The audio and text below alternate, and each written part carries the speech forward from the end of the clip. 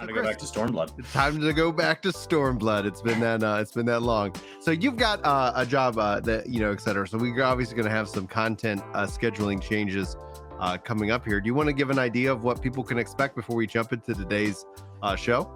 I don't really know what it does to the streaming side of things, like the total hours. So I've been doing some contract work over the last year as ad revenues become less predictable. To kind of supplement, and as sponsorships become like the three things that pay for a full-time content creator, just as like a brief overlay for anybody that hasn't paid attention to kind of this discussion, as Twitch talks about changing their rates and things like that. Like this conversation comes up regularly. The Partner Plus program. Yeah. So before you get it, so basically community support comes in, and that is one leg of the stool. Not all the legs are the same length, but the stool just has to get held up. Another leg is ad revenue. The internet is powered by ads. And so when people brag about an ad blocker, they brag about removing that leg of the stool. And ads are not something that we all necessarily enjoy, but it is a leg of the stool. And then the last leg is direct sponsorships. And that is companies stepping in instead of like the advertiser leg. They step in kind of like the community support leg. And that can be things like affiliate links, sponsored streams, and so on. Twitch is fine with you doing that as long as it's less than 3% of your total screen footage and things like that. So like there's some rules. So if you see me like having a little mark on there that just says 3%, I think I'm just going to start setting aside part of the screen. When I have a sponsorship, it'll be their logo. And I'm just going to have a 3% there when it's not. And we'll just...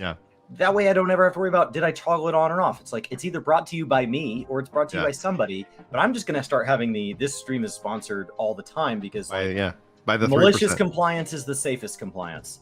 So that's my view. Like, why risk it? It's just easier. So as two of those legs have become inconsistent, it puts a lot of pressure where I have to start like relying really heavily on the community support. The community support absolutely makes things possible in my life, and I owe them an immense thank you. But it's I don't ever want to be at the point where I like suddenly lash out at the community and say people who just hang out and don't support me monetarily aren't welcome. That would be insane. Who would do something like that? That would be and I think it would just be a moment of weakness. I really do, but I don't ever want to have one of those moments. So I have been. You want to maybe like stop streaming for a minute, like step away from the computer. That would be best. Maybe get the that would be best off the Twitter. Just like all right, that would be best. Yeah. I mean, thankfully, I don't have the visibility of other people because then a moment like that would result in like multiple videos being made, and it would be a whole thing.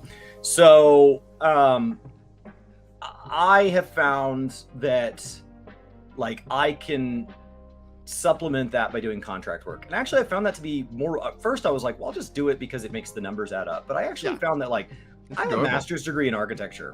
I don't use it that much when playing Final Fantasy 14. And so like I've been doing contract work for an architecture firm, and like I found that actually really like doing it as a part of my life is really joyful, and I get to kind of stretch that part of my brain, and that feels really nice. And so like I've enjoyed some of the contract work I've done over the last year or so, as I've kind of picked up brief little stints.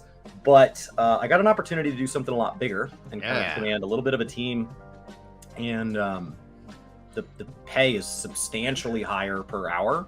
But it's going to pull. Mondays will start at noon, Tuesdays will start at 10, Wednesdays will start at 10. I'll be off Thursday, Fridays. So technically, my stream schedule doesn't really have to reduce by that many hours, but I don't know what that does to me. And so, like, in all honesty, you ask, like, what does it mean? Well, every Work to Game has had many chapters. August 8th is when we turn over a leaf to another year. I don't know as we approach the next August 8th. I don't know what the next chapter of Work to Game is. I have had a job where I worked 60 or 70 hours and Work to Game did exist. So, like, it's not like I'm super concerned. But this is a lot less hours than that. This is, I think it's 36 hours a week, and some of those are on Saturdays and Sundays. So it's 36 hours a week. It's, it's more than I've been doing for the previous contract was capped at 20. And when they would assign me 20 hours worth of work, it never took me 20 hours. They just always said, this is the most hours you can use. And obviously, if you can do it in less, that's great. And so like, this is by far the biggest. And I went to say no, and like, it's really great people, and it's a chance to do something really cool. And but it does mean the hair has to get cut and the stream schedule will change. The plan is to maintain as many streams as possible through at least FanFest. That way, if nothing else, people who've chosen to support me monthly because they watch me monthly have the chance to let their subs drop. I think that's more than fair. So I will do my best to maintain hours. I've done my best to be incredibly transparent about this process from interviews and stuff like that recently. So if there's anybody that's decided to put their support elsewhere, I hope we've made that very, very clear. And then that way going into August, hopefully I have a little more of a clear representation of what that looks like. Right. If it ends up being just like a couple of days a week, I think that ends up being a little bit healthier, personally speaking, because I do see that and not just like with you, like you were always like way more talented in terms of like being able to talk and engage.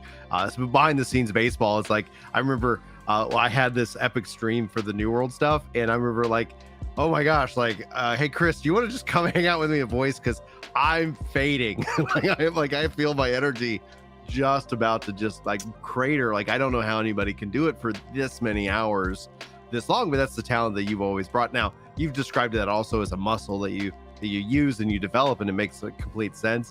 But then I think there's also this like mindset from a lot of people who want to jump into content creation that it's like, you got to be live for 12 hours a day. And it's like, oh man, like and I saw like MTash tweet this out and a couple other people, and it's kind of what you and I've always said. It's like, take off some of those hours and make sure you're investing it in YouTube, whether you're taking your stream and you're doing something with it, or reading articles or learning how to better do your stream, or right. There's other work that happens off screen that doesn't ever make it on screen. Correct. You know, when somebody comes in and references an article or references something that happened in another content creators community, it's best if you've already consumed that content. So there's an element of that that's very research based. That's a little different than consumption. So it's not like, oh, you just get to sit around and watch YouTube.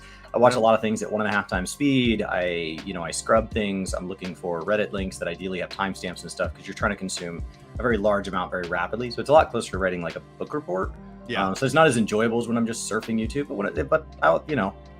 it's more focused. When I'm just surfing YouTube, I end up, I lose 2 hours, and 45 minutes of that was learning about woodworking, which I'll never do. So like, it's much more focused. So yeah, there's a lot of elements to that I don't think the answer is just be live all of the hours that you can. And definitely it's something that's a muscle that's built. I think there are people that have an aptitude to it, just like anything else, just like running or whatever. But there's a reason you don't say like prodigy when somebody's in their 40s and 50s. Like, they're not a prodigy anymore. Like, it's there through work. The people who had an aptitude and the people who didn't, they've all caught up. Work ethic is the better measure over that length of time. If you want to become a better runner and you run 1 mile this week, and next week you increase that by 10%, and you do that every week, after a year, even if you struggled some weeks, you are at over 100 miles a week. So like small percentage gains repeatedly are how people get to any skill set. And that's true of streaming and stuff as well. But same thing about withdrawing, same thing with anything. It's like, just keep at it. If you got a passion for it, don't let, the first no or the first, just keep plugging away. And then eventually you're going to look back and you're going to be like, whatever it is. Savage rating, playing guitar, whatever you want to do. Keep it up. It's just keep small growing yourself compounding growth away.